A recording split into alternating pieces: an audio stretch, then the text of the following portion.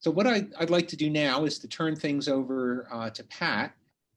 We're going to change gears a little bit and now hear from some of the sites, the NNCI sites, what some of the nano IoT related things that are going on at some of the various sites. So Pat is going to MC this part of the program, and I'll turn it over to him. Thank you, Mark. Okay. Hi, everyone. So our next speaker is Chris Ober, who is the Francis Norwood Bard Professor of Materials Engineering at Cornell University. And he is the director of the Cornell Nanoscale Science and Technology Facility, or the CNF, which is our fellow organization, NNCI organization, NNCI site. So he received his PhD in Polymer Science and Engineering from UMass. And among the things he's done, I know he was the once the chair of the Cornell Material Science and Engineering Department.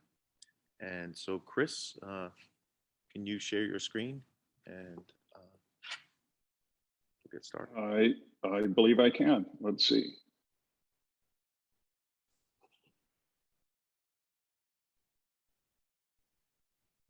Great. Okay. So I'm grateful to have a chance to speak with you all. Unlike the previous speakers who actually live the Nano Internet of Things, as a facility director, I get to see what other people are doing and sort of live vicariously through the success of other people. So I just wanted to introduce our center to you and tell you about some of the activities and some of the developments in the area of new centers that have taken place. So I'm director of CNF, and in addition, Claudia Fischbach-Teschel is our associate director. She's an expert in the life sciences. Ron Olson is our director of operations. He comes to us from GE Power Electronics, and so he's an expert in fabrication methods and running a facility. And Lynn Rathbun is our laboratory manager, and he's been with CNF since its founding many, many years ago. We are a world-class open user facility with capabilities in micro and nanofabrication. As noted, we're part of NNCI. Our projects range from pure university research, and I'm going to talk about some of them, all the way to product development for startup companies and even large companies. And I'll say that the pandemic has affected usage somewhat, outreach especially, but we are as normal as we can be today, so please come and feel free to use the facility if you're so inclined. In 2017, we held a workshop thinking about the future of micro and nanofabrication. And from that, we elected to focus on these 5 areas: heterointegration, quantum information devices, 2D materials, life sciences, and 3D fabrication and characterization. Clearly, heterointegration fits very well in the Internet of Things. And with 2D materials, we also have a very broad base of working with both conventional and unconventional materials. And I think a number of the topics we've heard today fit very well in our life science activities. So this is what I want to tell you very briefly. Some of the capabilities and tools we have, some of the partnerships we formed in order to spin up capabilities faster than we could if we were doing it alone. Talk briefly about user research, some startups that have come from this research, and finally close with telling you briefly about CROPS, a new NSF-supported Science and Technology Center, which has many of the same goals and I think common philosophies to the Engineering Research Center we heard about. So within NNCI, we have a very advanced lithography suite. We have a Joule 9500 and a Joule 6300. So if you want to make really small things, we have the capabilities with our advanced e-beam tools. If you want to make things very rapidly using a commercial quality deep UV stepper, we have an in-house mask making capability and the ability then to produce a large number of what I like to call widgets. We do have other older, more classical UV steppers, again, mass fabrication capability. We have contact lithography, nano imprint capabilities, 3D, a 3D printer, and we have a broad expertise in resists and patterning. In the area of etch, if you're going to pattern something, often you want to etch it. We have, again, a broad material capability range, up to 20 etch chambers. More recently, we've acquired a plasma therm atomic layer etching system, which we find useful for some of the most advanced materials that we're putting through our facility. We have a number of sputtering and evaporation systems. An example of that is a new angstrom load lock evaporator, just arrived. We're very excited about that. And we also have aluminum nitride deposition system, particularly useful if you're looking at piezoelectric systems and MEMS. And finally, we have our own graphene furnace, and I'll show you some examples where 2D materials or graphene-like systems can benefit from those capabilities. I mentioned that we have partnerships in order to have capabilities that we wouldn't be able to get on our own. And one is a partnership with the Cornell Institute of Biotechnology, biotech. They have just wonderful non-destructive 3D characterization capabilities ranging from confocal microscopes, super resolution microscopes, and even CT scanning capability. And so we act as a gateway to those tool sets. And in partnership with that, we have an expanded 3D fabrication capability in partnership with our mechanical engineering department's rapid prototyping lab. And so between those two, we're very excited about that and see that in some instances in the area of the nano Internet of Things, those types of tools could be very useful in building a device. I'm going to mention our neighbor, Binghamton University. They're just about a 45-minute drive from us. Because of their connection with IBM and IBM's packaging expertise, they have great strength in the area of flexible electronics and roll-to-roll production. And I can imagine in the Internet of Things, being able to build things on flexible substrates or manufacture something roll-to-roll could be advantageous. So I just want to point out that the Center for Advanced Microelectronics Manufacturing was founded in 2005. It does focus on roll-to-roll, and it has a number of lithographic and vacuum capabilities. And if you're interested in them, we'd be happy to introduce you to the folks who operate this capability.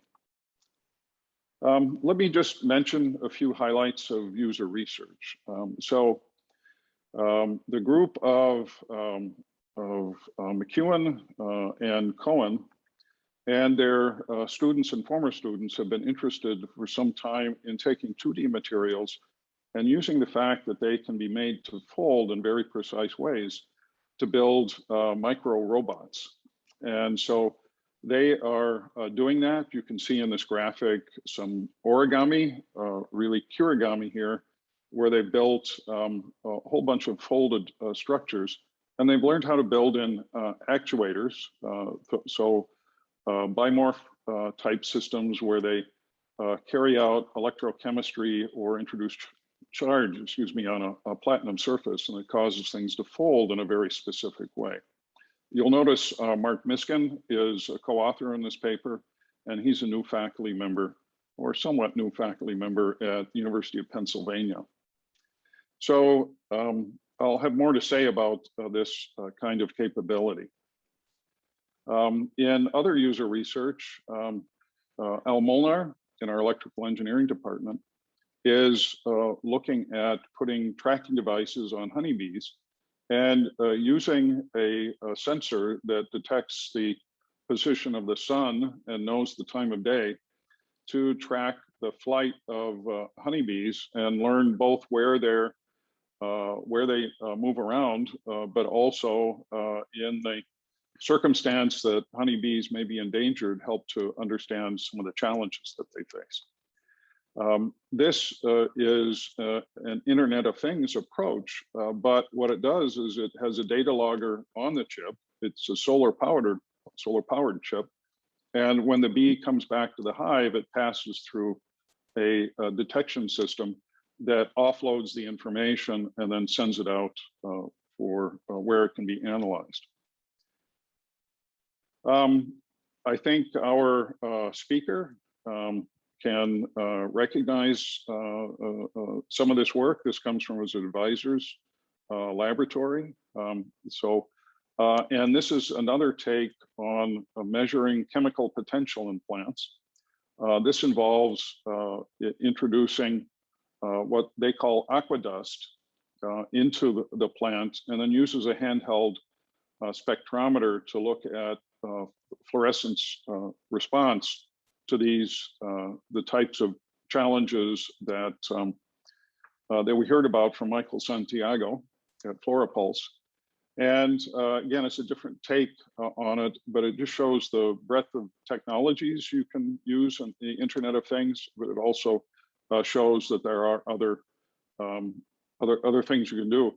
And perhaps my question was inspired about thinking about this picture, because that looks a lot like a corn plant. And so this is another way you can learn information about the water situation of a more soft plant. So as we're talking about putting sensors everywhere, this made me recall the Vapor program, which was supported by DARPA that I was part of. And in that circumstance, you can scatter sensors out in the field. You can, they can be visual sensors, cameras, they can be acoustic sensors, they can even be chemical sensors.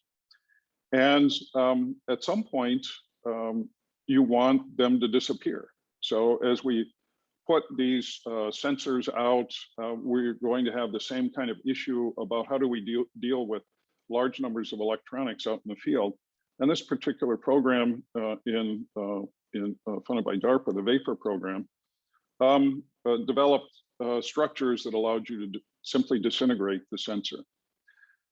So work out of Emmett Lyle's group at Cornell involves using types of polymers that are completely robust under normal circumstances, but can be triggered to disintegrate.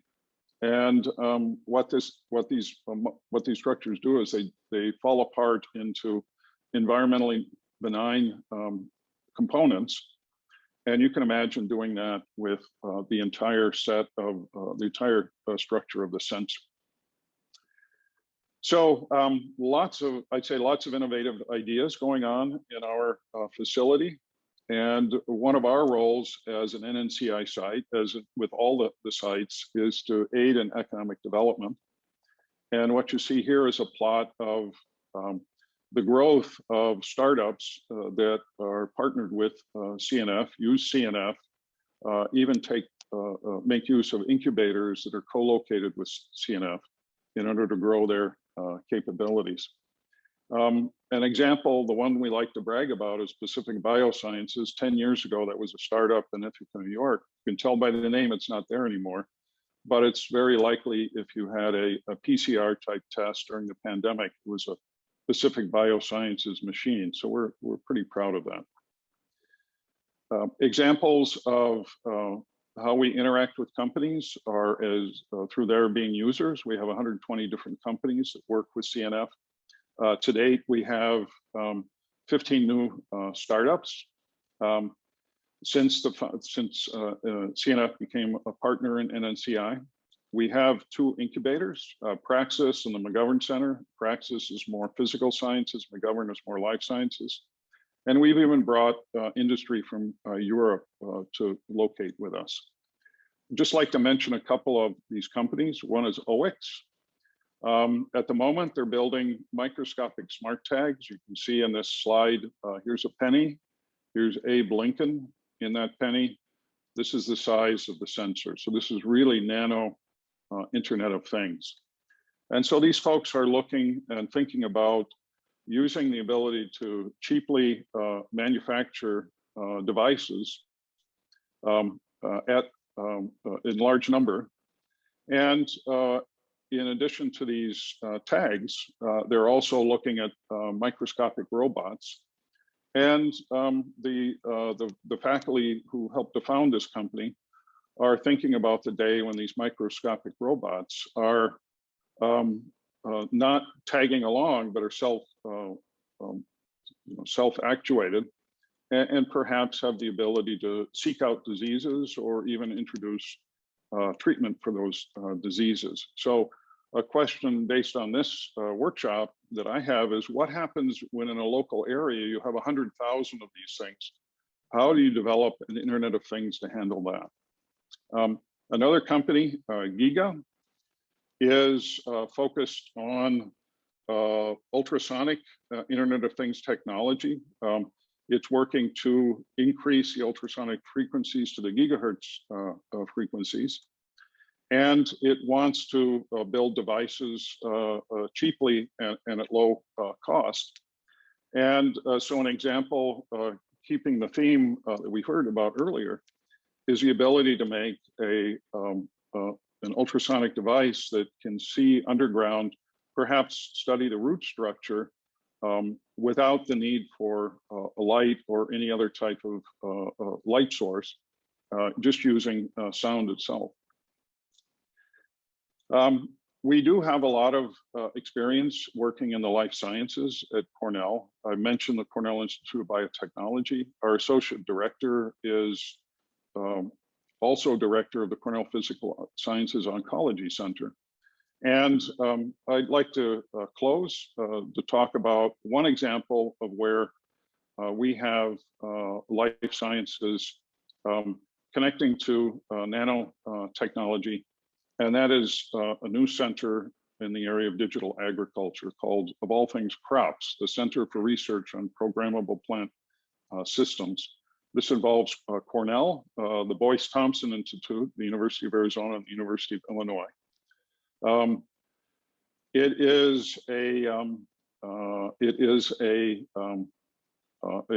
Like what we heard from Sherry Kagan, it is a convergence of different technologies and disciplines. It looks at the rules of life, and it involves the data revolution.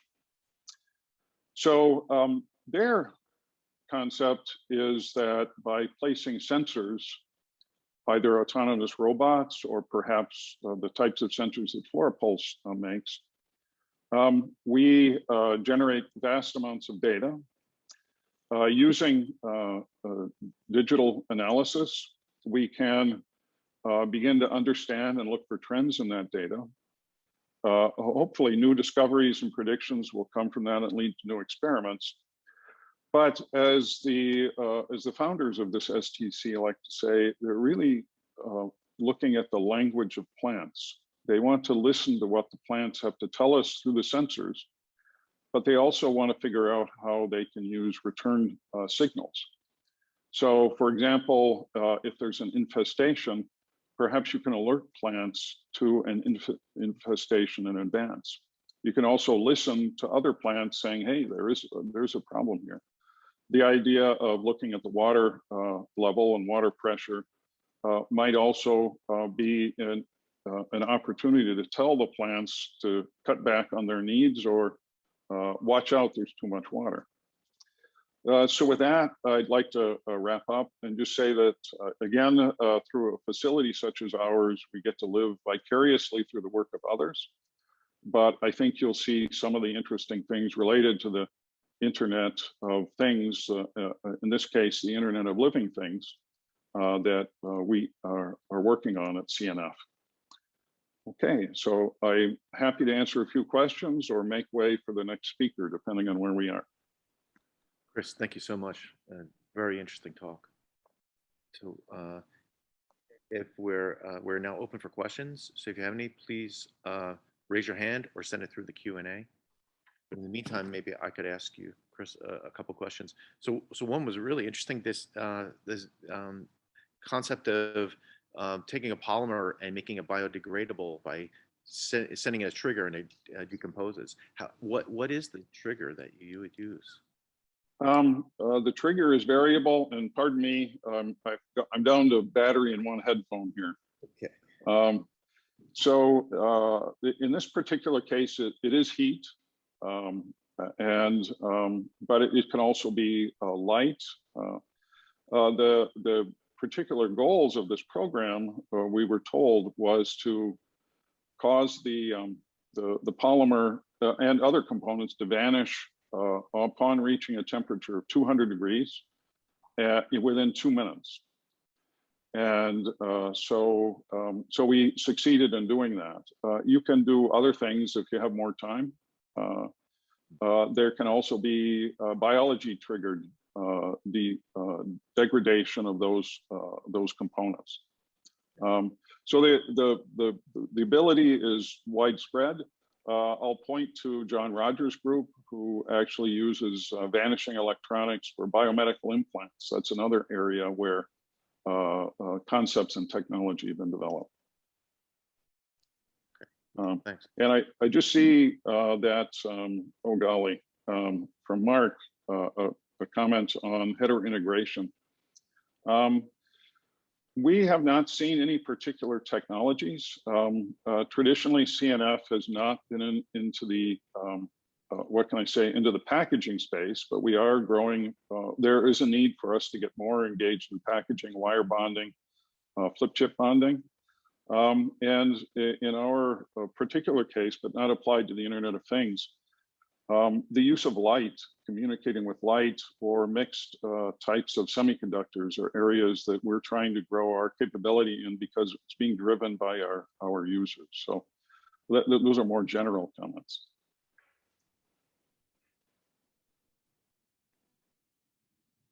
Chris, thank you so much. Fantastic. Okay, thank you. Thanks to everybody for attending today.